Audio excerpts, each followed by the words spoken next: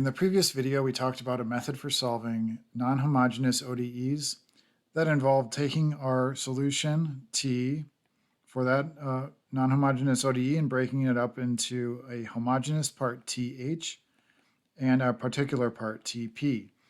And we found solutions for the homogeneous equation TH, where the ODE on the left-hand side is equal to 0 on the right-hand side, which is a definition of a homogeneous ODE.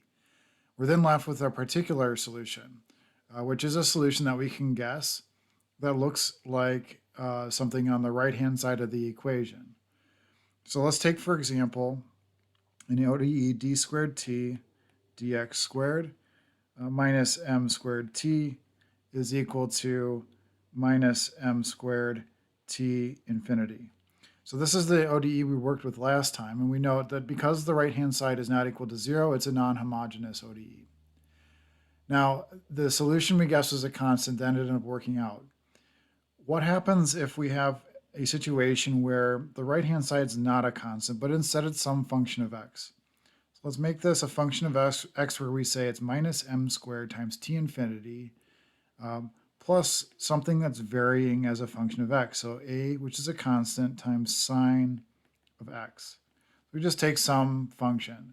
So what this is saying is that my convective boundary condition in this extended surface problem involves a temperature that's changing with x on the boundary depending on the position.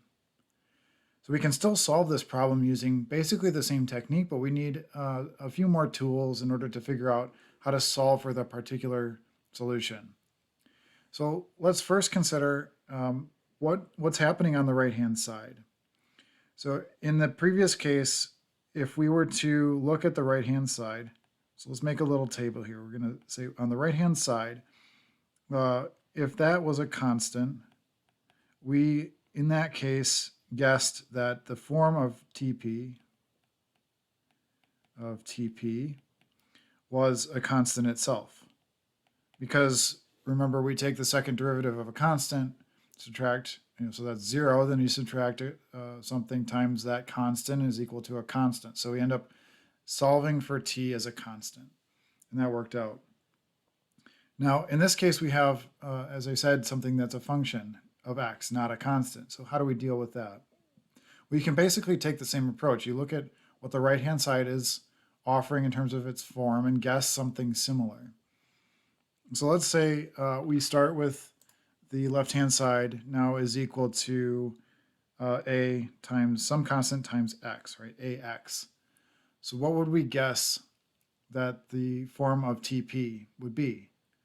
Well, it would be certainly reasonable to say, let's guess it's a constant C3, some constant times x.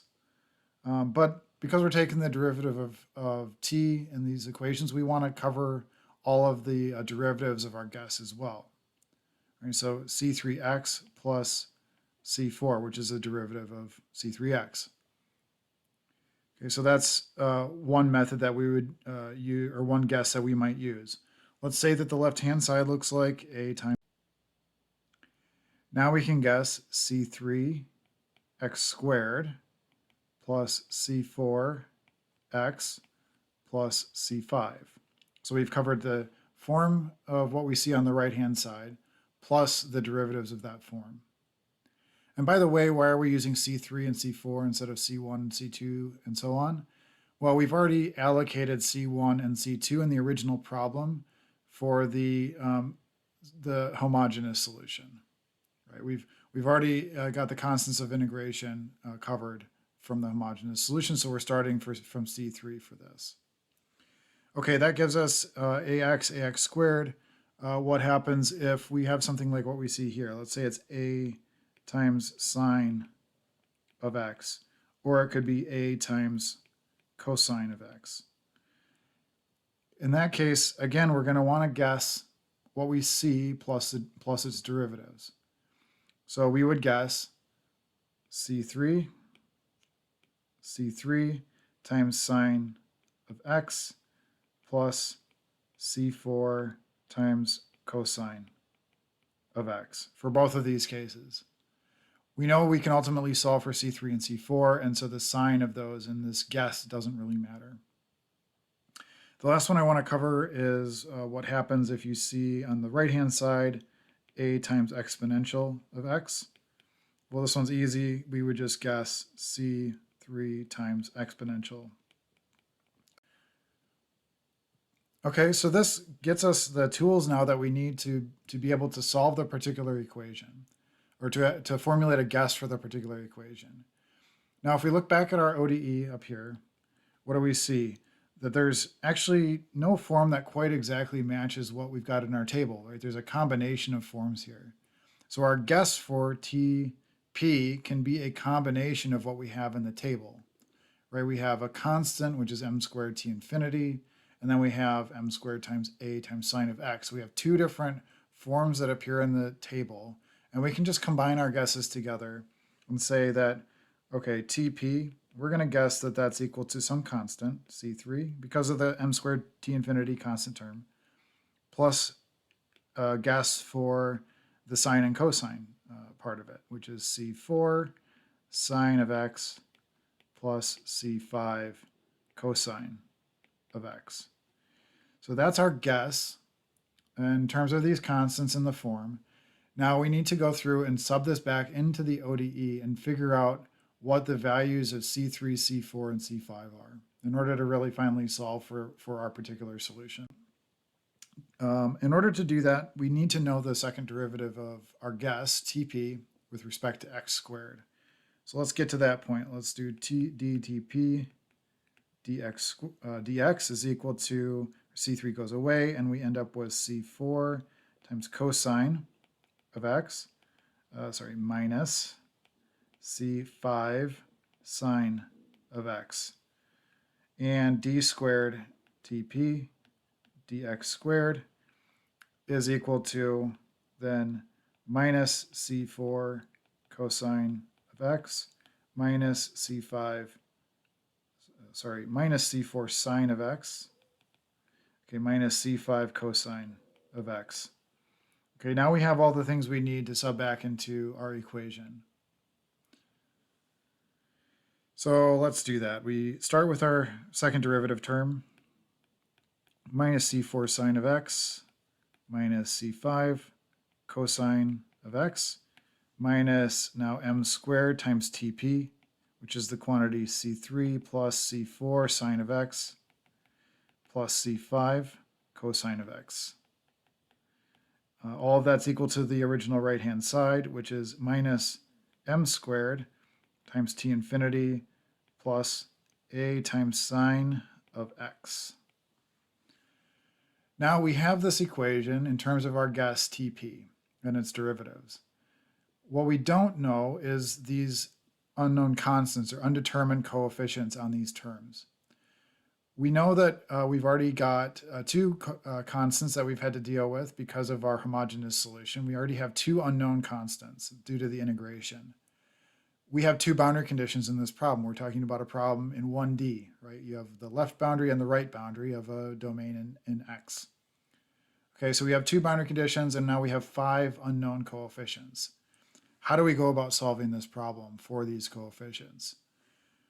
Well, it turns out you can use this idea called orthogonality. Orthogonality. So orthogonality just means, in this case, that we can take the terms that have like form, like functional form, so sine, cosine, constant in this equation, and we can treat them as a superposition. Right? We can treat them as independently having to equal each other. So in other words, what we're saying there is, let's take, for example, the sine term. Right? Sine term here, and sine term here. Let's take everything multiplying the sine terms, and that's going to be an equation that we can use to solve for one of the coefficients.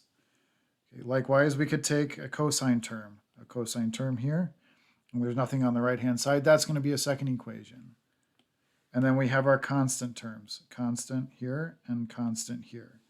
So we're going to end up with 3 extra equations that we can use to solve for these unknown coefficients, at least analytically. So let's start with the sine terms. So we'll call that equation 1. In equation 1, we have minus C4, which is multiplying the first sine term. And then we have the second sine term, which is minus m squared times C4. And that's equal to what's on the right-hand side, which is minus m squared times a. And so we're saying here, because of orthogonality, we can take the coefficients on like forms in an equation and treat them as sort of a self-contained equality.